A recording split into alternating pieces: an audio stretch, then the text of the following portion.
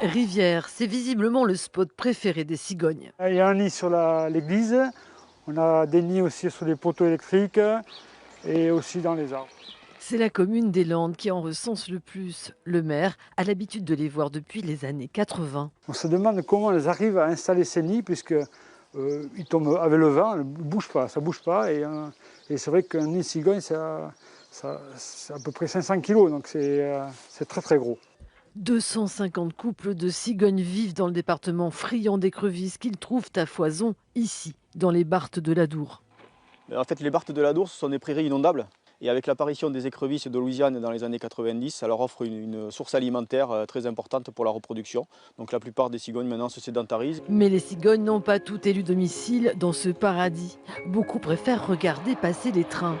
Sur cette vidéo prise par un conducteur, on voit bien les nids presque sur chaque caténaire. Il y en aurait une soixantaine en tout. Les agents SNCF redoutent un accident.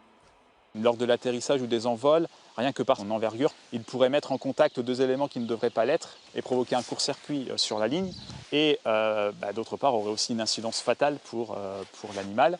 Et l'espèce est protégée. Il faut donc trouver une solution, d'autant plus que le matériel ferroviaire datant de 1920 doit être changé. Ce qu'on va chercher à faire, c'est créer un point attractif pour la cigogne pour qu'elle vienne y reconstruire un nouveau nid.